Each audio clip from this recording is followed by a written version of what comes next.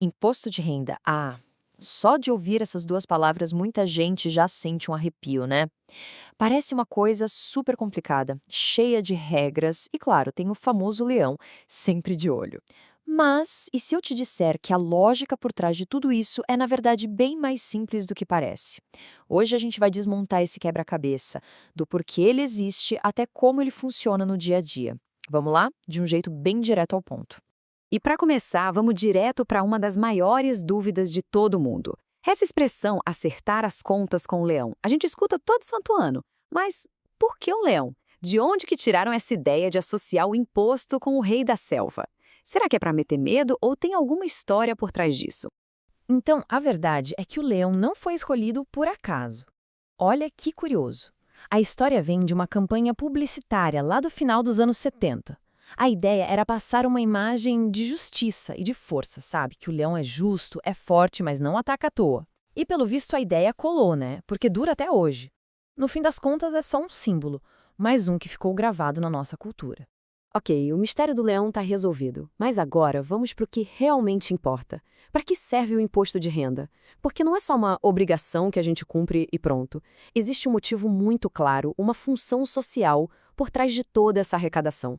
De um jeito bem simples, o imposto de renda é um valor que o governo federal recolhe sobre os ganhos de pessoas e empresas durante o ano.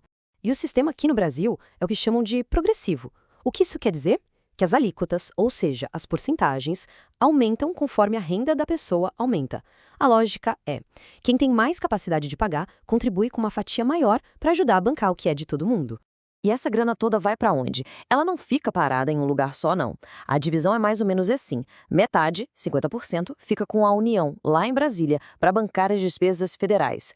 O resto é distribuído para os estados e municípios, além de uma parte que vai para fundos de desenvolvimento regional. Ou seja, na prática, o imposto que é pago aqui ajuda a financiar projetos lá do outro lado do Brasil. A ideia é buscar um equilíbrio. E quando a gente fala em projetos, estamos falando de coisas bem concretas do nosso dia a dia. É o dinheiro que financia os hospitais e os postos de saúde do SUS, as escolas e universidades públicas, o salário dos policiais e bombeiros, a construção de estradas, pontes e até programas sociais. O ponto central é esse: o imposto é uma das principais ferramentas que fazem a máquina pública toda funcionar. Certo, já entendemos o porquê de tudo isso. Agora, vamos para a parte prática. Aqui aperta um pouco mais. Quem exatamente é obrigado a preencher a declaração? As regras podem mudar um pouquinho a cada ano, então é super importante ficar de olho nos critérios. E aqui, olha, atenção máxima, porque a obrigatoriedade vai muito além do salário.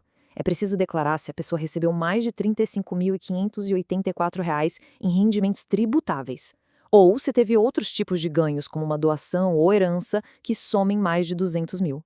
Também precisa declarar quem tem bens, tipo um imóvel, que valem mais de R$ 800 mil, ou quem operou na bolsa e vendeu mais de 40 mil em ações.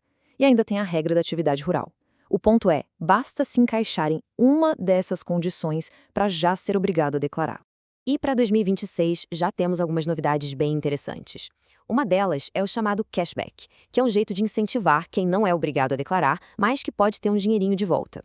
Outra mudança importante é que ganhos com apostas esportivas, as famosas bets, agora precisam ser declarados. E um avanço muito legal, a possibilidade de usar o nome social no documento. São mudanças que vão modernizando o processo. Tá, mas e o que acontece se alguém que precisa declarar simplesmente ignora o prazo ou decide não fazer? Bom, aí as consequências vão muito além de uma pendência no sistema. A vida da pessoa pode ficar bem complicada. Vamos entender o tamanho do problema. O primeiro impacto, claro, é direto no bolso.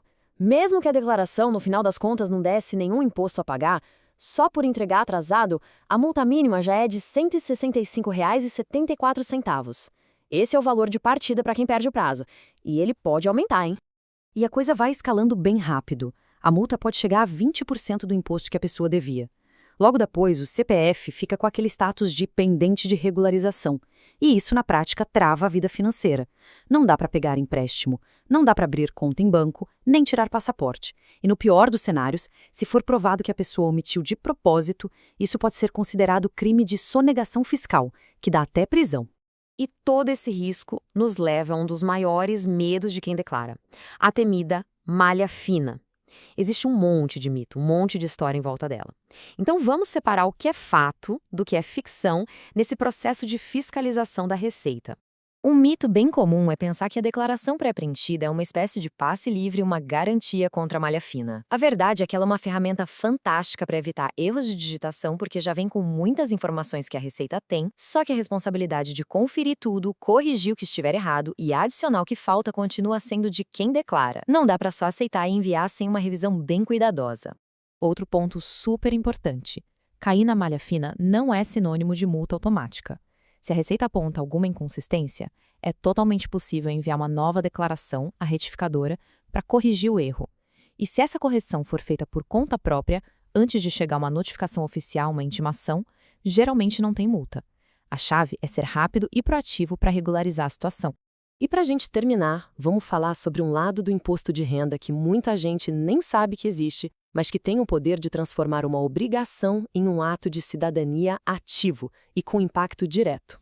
Chegamos num conceito que é simplesmente fascinante: a destinação de imposto. Já pensou que incrível poder decidir para onde vai uma parte do imposto que você já teria que pagar de qualquer jeito? É exatamente isso. É possível direcionar até 6% do valor que seria pago para fundos que cuidam de crianças e adolescentes, de idosos ou até para projetos de cultura e de esporte. E, por favor, o ponto mais importante é este: isso não custa um centavo a mais. Não é uma nova despesa, é só um redirecionamento. E essa frase da própria Receita Federal resume tudo perfeitamente. A destinação transforma a gente, que paga o imposto, em um agente ativo que decide onde o recurso vai ser aplicado. É uma forma de exercer a cidadania de um jeito muito prático, influenciando diretamente onde parte da nossa contribuição vai ser investida. Fica aí a reflexão. Imagina o impacto que essa escolha teria se mais e mais pessoas soubessem e usassem essa ferramenta, hein?